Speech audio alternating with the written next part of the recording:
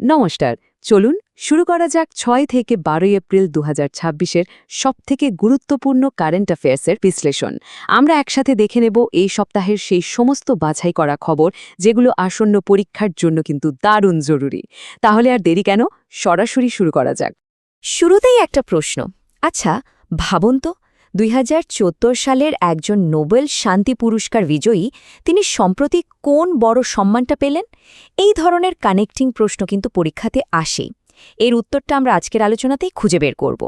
দেখে নেওয়া যাক আজকে আমাদের আলোচ্য সূচিতে কি কি আছে। প্রথমে আমরা দেখব পুরস্কার ও সম্মান, তারপর সরকারি প্রকল্প, এরপর বিজ্ঞান, প্রযুক্তি আর খেলাধুলার জগৎ, শেষে থাকবে গুরুত্বপূর্ণ নিয়োগ এবং সব শেষে সারা সপ্তাহের একটা কুইক রিভিশন।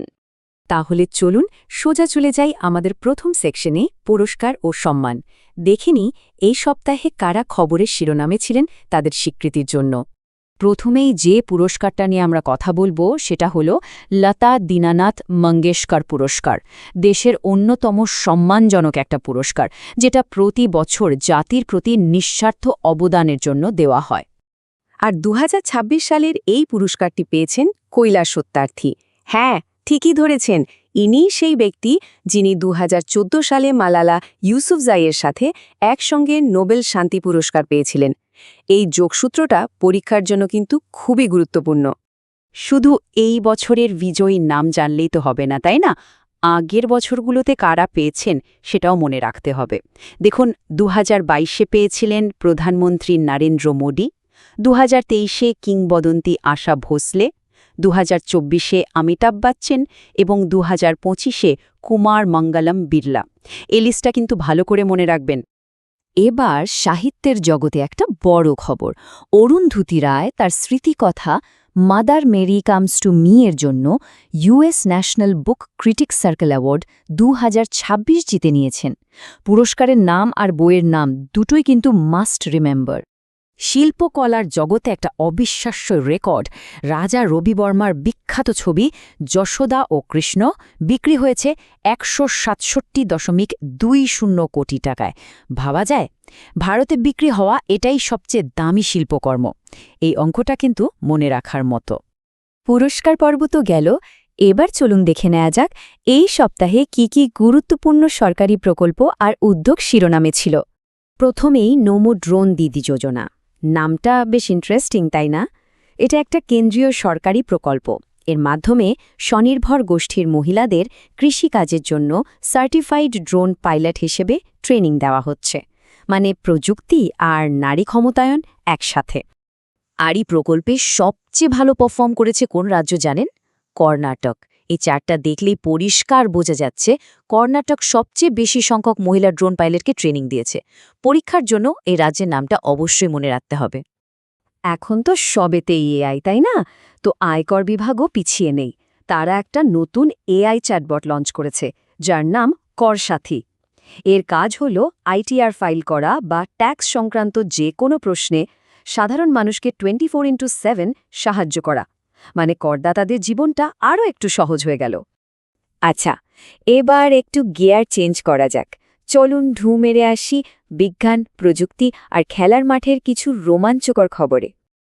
এই সপ্তাহে মহাকাশ গবেষণায় একটা ঐতিহাসিক রেকর্ড তৈরি হয়েছে। মানবজাতির জন্য এটা সত্যি একটা বিরাট বড় পদক্ষেপ। নাসার আর্টেমিস 2 মিশনের অংশ হিসেবে ক্রিস্টিনা কোচ একটা ইতিহাস তৈরি করে ফেললেন। তিনি হলেন প্রথম মহিলা যিনি লো আর্থ অরবিট ছাড়িয়ে চাঁদের কক্ষপথ পর্যন্ত পৌঁছেছেন। তার নাম আর মিশনের নাম দুটোই কিন্তু পরীক্ষার জন্য ভাইটাল। ক্রিকেট থেকে একটা খুব জরুরি পয়েন্ট, যেটা নিয়ে কিন্তু পরীক্ষাতে কনফিউশন তৈরি হতে পারে। ভালো করে শুনুন, ভুবনেশ্বর কুমার হলেন আইপিএলে ২০০ উইকেট নেওয়া প্রথম ফাস্ট বোলার। কিন্তু যদি প্রশ্ন আসে ওভারঅল প্রথম বোলারকে, তাহলে উত্তর হবে স্পিনার যুজবেন্দ্র চাহাল। এই পার্থক্যটা একদম মাথায় গেঁথে নিতে হবে। এবার আমরা দেখব এই সপ্তাহের কিছু গুরুত্বপূর্ণ নিয়োগ আর চর্চিত ব্যক্তিত্বদের, যাদের নাম আমাদের মনে রাখতেই হবে। এই টেবিলে একবারে 4টে বড় নিয়োগের তথ্য দেওয়া আছে। চলুন এক এক করে দেখে নিই। সেইলের অতিরিক্ত চেয়ারম্যান ও এমডি হয়েছেন কৃষ্ণ কুমার সিং। ইয়েস ব্যাংকের নতুন সিইও হলেন বিনয় তোনসে। আন্তর্জাতিক ক্ষেত্রে ভিয়েতনামের নতুন রাষ্ট্রপতি হয়েছেন তো লাম, আর বিপিসিএল-এর নতুন সিএমডি হিসাবে দায়িত্ব নিয়েছেন সঞ্জয় খান্না। এটা সত্যি একটা ঐতিহাসিক মুহূর্ত, ভারতীয় রাজনীতির জন্য একটা বিরাট বড় ঘটনা।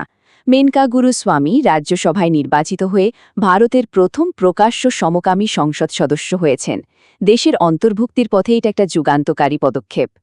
বেশ, বড় বড় খবরগুলো তো আমরা দেখে নিলাম। এবার চলুন সপ্তাহের বাকি গুরুত্বপূর্ণ খবরগুলো একবার ঝটপট রিভিশন করে ফেলি। খুব তাড়াতাড়ি দেখে নিন। ইন্টারনেট শাটডাউনের ক্ষেত্রে ভারত বিশ্বে দ্বিতীয় স্থানে। আসামে পালিত হয়েছে রোঙ্গালী বিহু উৎসব। ভারত COP33 আয়োজন থেকে নিজের নাম তুলে নিয়েছে। উড়িষ্যার পায়েল নাগ আন্তর্জাতিক আর্চারিতে সোনা জিতে ইতিহাস করেছেন। মাখনা বা ফক্সনাট উৎপাদনে বিহার প্রথম। আর 7 এপ্রিল ছিল বিশ্ব স্বাস্থ্য দিবস, যার থিম ছিল United for health stands with science. আজকের আলোচনা শেষ করার আগে একটা প্রশ্ন রেখে গেলাম। ভারত যে COP33 আয়োজন করা থেকে সরে এলো, এর ফলে বিশ্ব জলবায়ু আলোচনায় ভারতের ভূমিকায় কি কোনো পরিবর্তন আসতে পারে? কি মনে হয়? এটা নিয়ে একটু ভাববেন। আগামী সপ্তাহের বিশ্লেষণে আবার দেখা হবে। ধন্যবাদ।